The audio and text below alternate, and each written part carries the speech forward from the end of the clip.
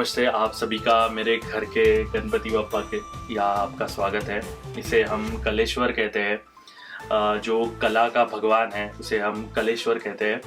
गणपति बिठाना अभी 3 साल से ही शुरू किया है। उससे पहले मैं जिस चौल में रहता था वहाँ पे मेरी जगह बहुत छोटी थी और मैं चाहता था बचपन से कि गणपति बप्पा मेरे घर पे आए और कुछ उनके लिए ग्रैंड करूँ। तो वहाँ पे मैं कर सकता था, लेकिन मैं चाहता था कि मुझे बड़ा सेटअप बनाना है, कुछ ऐसी मेरे आराध्य की सेवा करनी है जो मैं देख के मेरा दिल उसमें खुश हो जाए। तो कुछ मेरे लाइफ में ऐसा हुआ कि जो चीज़ 5 साल बाद होने वाली थी वो चीज़ मेरे लाइफ में 6 महीने में ही होगी और मैं एक अच्छे घर में शिफ्ट हुआ जहाँ पे मैं अपने आराध्य के लिए एक अच्छा सा घर बना पाऊँ। और ये जो आप अभी देख रहे हो, हर साल हम लोग कुछ कोशिश करते हैं कि इंडियन कल्चर जो है वो इंडियन कल्चर हम आने वाली जनरेशन को वो पास ऑन करें और कुछ ऐसी चीज़ दिखाए जो हमने तो ये अभी 2 महीने में बनाया है। इसकी कुछ तैयारी 5-6 महीने की है, लेकिन जब ये बना था तो हज़ारों साल पहले ये एक्चुअल बोल्डर में, ग्रेनाइट में चीनी और हथौड़े से कट करते थे। तो ये हमारे लिए कितनी प्राउड बात है कि हमारे जो पूर्वज थे वो इतने होशियार थे, इतने वो कलात्मक दृष्टिकोण से सब चीज़ें देखते थे कि वो आज तो हम सब चीज़ें हमारे हाथ में, आज हम इजीली सब चीज़ें कर सकते, लेकिन वो टाइम पे ऐसा नहीं था। आप अगर हमारे मंदिर देखने जाओगे तब आपको पता चलेगा कि हम अपने भारत को, मेरी एक हमेशा एक लाइन होती है कि मैं अपने भारत को भारत नहीं कहता, मैं अद्भुत भारत कहता हूँ, क्योंकि हमारे भारत में इतनी चीज़ें, जैसे आप स्टेट चेंज करोगे आपकी संस्कृति चेंज हो जाएगी। आप जैसे ही अलग अलग मंदिर देखोगे आपको समझेगा कि हमें वास्तुकला के अलग अलग नमूने देखने मिल रहे हैं, हमें चित्रकला के अलग अलग नमूने देखने मिल रहे हैं। और ये सारी चीज़ें जिन्होंने भी बनाई है वो इतनी सोच समझ के बनाई है कि आज भी बहुत सारी जगह पे साइंस फेल हो जाता है कि ये बनाई कैसी है। तो अभी ये जो आप डेकोरेशन देख रहे हो कि ये मैंने पिछले दिसंबर में स्टार्ट किया था। सबसे पहले तो दिसंबर में मैंने लोकेशन फाइनल किया, मुझे बनाना क्या है वो फाइनल किया और मुझे लोगों के सामने क्या रखना है। तो ये मंदिर हमने बनाया है शिव और विष्णु दोनों का संगम है, दोनों शक्तियों का संगम है। आप बप्पा में भी देखोगे तो बप्पा में भी आपको दोनों का वास दिखेगा। तो जब ये स्टार्ट हुआ मार्च में हमारी मूर्ति फाइनल हो जाती है कि हमें ऐसी ऐसी मूर्ति बनानी है, ये उसका कलर होगा। तो हम कोशिश करते हैं कि जो हमारे शास्त्रों में गणपति बप्पा है वो शास्त्र छोड़ के हम लोग उसमें एड ऑन कुछ ना करें, हम उसे मूल धारणा रखते हुए ही सारी चीज़ें उसमें ऐड करें।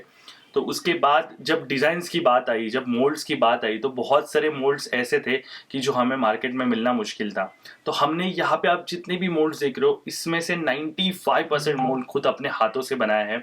कुछ मोल्ड्स ऐसे हैं कि जिनमें हमने पहले मिट्टी के मोल्ड्स बनाए, उसका हमने रबर का डाई दिया और वो जैसे ये आप सारी मूर्तियाँ जो देख रहे हो ये पहले मिट्टी की बनी है। मिट्टी की बनने के बाद उस पर रबर की डाई आई और रबर की डाई के बाद वो उससे पीओपी का प्रोडक्शन निकला।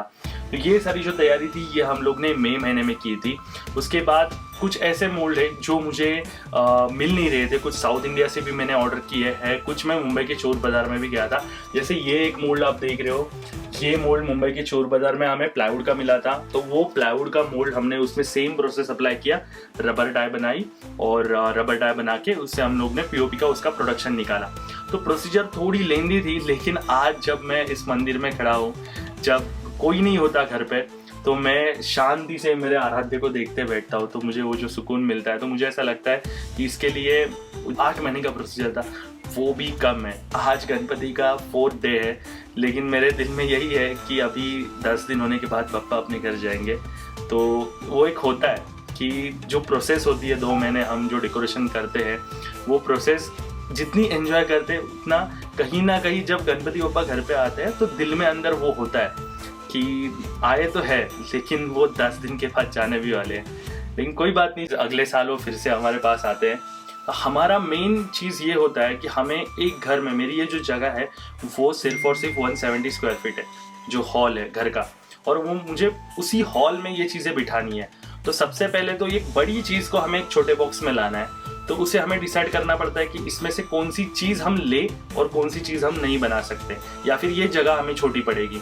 तो जैसे इस मंदिर में भी कुछ चीज़ें थी जो हमने छोड़ दी कि हमें नहीं बनानी है ये चीज़ें, तो वो चीज़ सोचते हुए हमारी कोशिश ये होती है कि जो चीज़ हमने जहाँ से लाई है जैसे आप यहाँ पे चित्रकला देखो या फिर आप यहाँ पे कोई भी मोल्ड देखो, हमने कोशिश यही की है कि ये आपको वही 800-900 साल पुराने भारत में लेके जाए कि जहाँ पे ये सब चीज़ें बनी थी। हमने छोटी छोटी चीज़ों पे बहुत ज़्यादा ध्यान देने की कोशिश की है।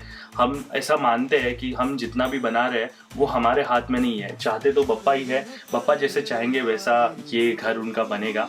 और बप्पा में भी आप देखोगे तो जो बप्पा की मूर्ति है वो हमने उनको खुद स्केच बना के दिया था, लेकिन जो मूर्तिकार है उनका नाम है अभिषेक सुनका। तो उन्होंने हमें जो मूर्ति बना के दी है, जब मैंने पहली बार मूर्ति देखी तो मेरे आंखों में आंसू आया, क्योंकि मूर्ति स्केच से भी 10 गुना ज़्यादा अच्छी है। मुझे ऐसा लगता है कि बप्पा सच में आके यहाँ पे बैठे हैं और ये उनका मैंने जो घर बनाया है वो उनको खुद बहुत पसंद है, बिकॉज जो फेस उनका बना है बप्पा की मूर्ति में, जो फेस है वो संतुष्टि प्रदान करता है। ऐसा लगता है कि वो बहुत ज़्यादा संतुष्ट हुआ है। अगर ये वीडियो आपको पसंद आ रहा है तो आप इस चैनल को लाइक कीजिए, शेयर कीजिए, सब्सक्राइब कीजिए और हमें सपोर्ट कीजिए। Thank you.